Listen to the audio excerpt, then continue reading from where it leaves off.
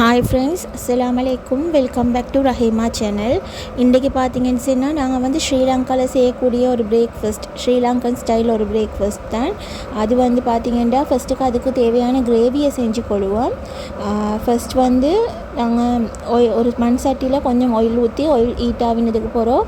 அதில் ஒரு வெங்காயம், 4-5 க்ரீன் சில்லி, கறி லீவ்ஸ் எல்லாம் போட்டு கொஞ்சம் ஃப்ரை பண்ணிக்கொள்கிறேன்.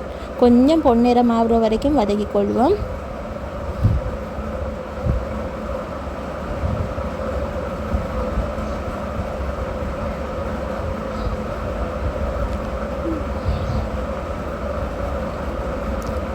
அடிக்கடி கிளறி விட்டுக்கோங்க, இல்லாட்டி ஒரு சைடு வந்து ஓவர் ஃப்ரை ஆகிடும்.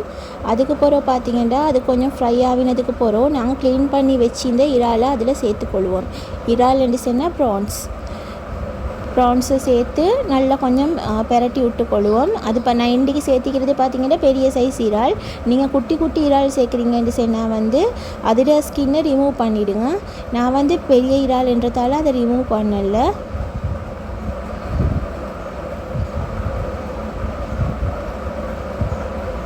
அப்போ நான் வந்து ஒரு 500 கிராம்ஸ் போல் இறால் சேர்த்திக்கிறேன் இந்த கிரேவிக்கு.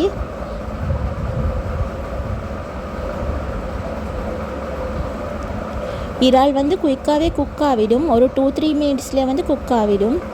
ஓவர் குக் பண்ணினீங்கன்னு சொன்னால் வந்து அது ரப்பர் மாதிரி ஆகிடும், ஹார்ட் ஆகிடும். அப்போ நீங்கள் கணக்காக ஒரு 5 மினிட்ஸ் மாதிரி இறால் வெந்தாலும் போதும்.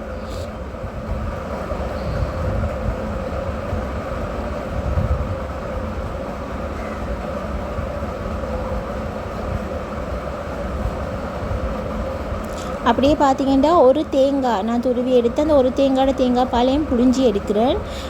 நான் வந்து இந்த புட்டு செய்கிறன்றதால வந்து அதுக்கு தேவையான பாலும் இதில் தான் வந்து புழிஞ்சி எடுக்க போகிறேன். நீங்கள் வந்து இறால் கறியை வந்து பாலுக்கு ஆக்குறீங்கன்னு சொன்னால் இந்த ஒரு தேங்காய் பாலையும் இதில் சேர்த்துக்கோங்க. நான் வந்து இந்த அண்டைக்கு பாலுக்கு ஆக்கல. பார்த்திங்கன்னா இதில் வந்து ஒரு தக்காளி, பெரிய தக்காளி உண்டு, நல்லா குட்டி குட்டியாக சாப் பண்ணி அதுவும் சேர்த்திக்கிறேன். அதோடு பார்த்திங்கன்னு சொன்னால் கேப்சிகம் வந்து ஆப்ஷனல் தான். நான் வந்து அதோட வாசம் நல்லா இருக்குமென்றதால வந்து ஒரு ஹாஃப் கேப்சிகம் இந்த மாதிரி ரவுண்ட் ஷேப்பாக தின்னாக கட் பண்ணி சேர்த்திக்கிறேன். அதோட ginger garlic paste 1 tablespoon. இப்போ பார்த்திங்கன்னா கியூமின் பவுடர் 1/2 டீஸ்பூனும், மஞ்சள் தூள் வந்து ஒரு 1/2 டீஸ்பூனும் சேர்த்திக்கிறேன். தேவையான அளவு உப்பும் சேர்த்துக்கோங்க.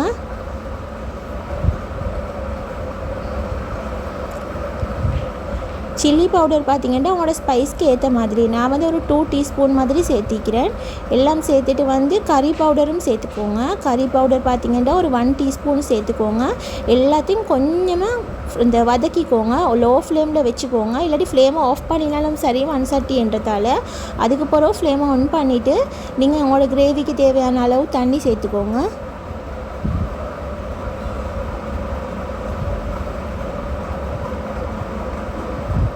மூடி குக் பண்ணிக்கொள்கிறேன். பார்த்திங்கன்னு சொன்னால் குக்காக விட்டு மிச்ச நேரம் வேக வைக்க தேவையில்லை. நான் ஃபஸ்ட்டுக்கு சொன்ன மாதிரி ஸ்பைசஸ்ட்டு பச்சை வாசம் போனதுக்கு போகிறோம் நீங்கள் கட்டிப்பால் சேர்த்துக்கோங்க. நான் ஒரு 1 கப் போல் கட்டிப்பால் சேர்த்திக்கிறேன். அது வந்து பால் சேர்க்குறது வந்து உங்களுக்கு கிரேவி எவ்வளோ தேவையோ அந்த அளவுக்கு சேர்த்துக்கோங்க. இதே நீங்கள் பால் கறி காக்குறீங்கன்னா ஃபஸ்ட்டுக்கு தண்ணி சேர்த்ததுக்கு பதிலாக அப்பயும் நீங்கள் பாலே சேர்த்திக்கணும். இப்போ பார்த்திங்கன்னா வந்து புளி சம்பல் என்று சொல்லுவாங்க. மோஸ்ட்லி புட்டுக்கு இது நல்லா இருக்கும், பானுக்கும் நல்லா இருக்கும். பார்த்திங்கன்னா ஒரு 2 வெங்காயம், க்ரீன் சில்லி, தக்காளி சேர்த்துட்டு கொஞ்சமாக ஒரு 1/4 டீஸ்பூன் சில்லி பவுடர், உப்பு, பெப்பர், அதோட லெமன் ஜூஸ் இதெல்லாம் சேர்த்து நல்லா பிசைஞ்சு விடணும். இது நார்மலாக அப்படியே வந்து பானோட சாப்பிட்றதுக்கும் நல்லா இருக்கும். அப்படி இல்லாட்டி மணிப்புட்டு செஞ்சு மணிப்புட்டோட சாப்பிட்றதுக்கும் இது நல்லா இருக்கும். கட்டாயம் ட்ரை பண்ணி பாருங்கள். இதுக்கு நாங்கள் வந்து கிளம்புல புளி சம்பல் என்று சொல்லுவோம். நிறைய லெமன் ஜூஸ் சேர்த்து நல்லா பெப்பர் சேர்த்து கலருக்காக மட்டும்தான் சில்லி பவுடர் சேர்க்குறேன். நல்லா உப்பு புளியாக நல்லா டேஸ்ட்டாக இருக்கும். இப்போ பார்த்திங்கன்னா மணிப்புட்டுக்கு வந்து நான் மாவு கிளறி வச்சிக்கிறேன்.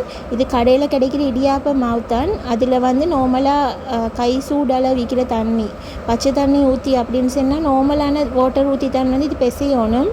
சுடு தண்ணி தேவையில்லை. இந்த அளவுக்கு நான் காட்டின அளவுக்கு சாஃப்டாக இதை கிளறி எடுத்துக்கொண்டிங்கன்னு சொன்னால் எங்களுக்கு மணிப்புட்டு செய்கிறதுக்கு ஈஸியாகிருக்கு. பார்த்திங்கன்னா வந்து ப்ரெஷர் குக்கரில் இந்த மாதிரி ஒரு கெஜெட் ஒன்று இருக்குது. அது ப்ரெஷர் குக்கரில் வச்சு புட்டு சுடுறது தான். இதில் வந்து ஊற்றி எங்களுக்கு ஈஸியாக மணிப்புட்டு சுட்டு கொள்ளையிலும்.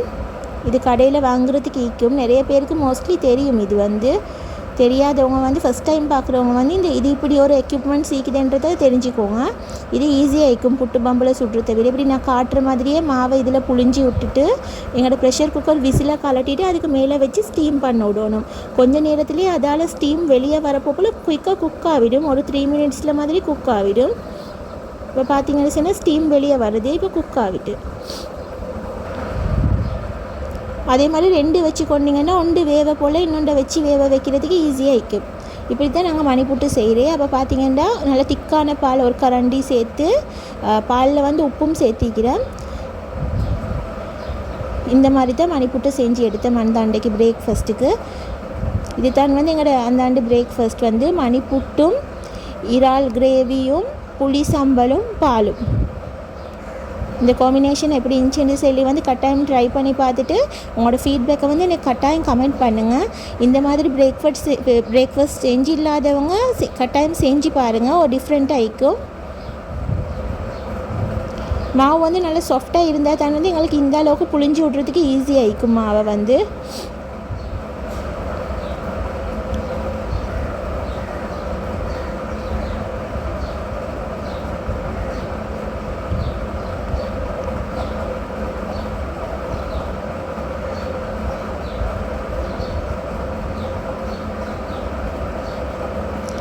உங்களுக்கு இந்த வீடியோ பார்க்க போல் புரியுமென்னு நினைக்கிறேன் எந்த மாதிரி இது செய்யணுமெண்டு. கட்டாயம் இந்த மாதிரி மெத்தடில் வந்து மணிப்புட்டு செஞ்சு இல்லாதவங்க செஞ்சு பாருங்கள். ஈஸியாக இருக்கும்.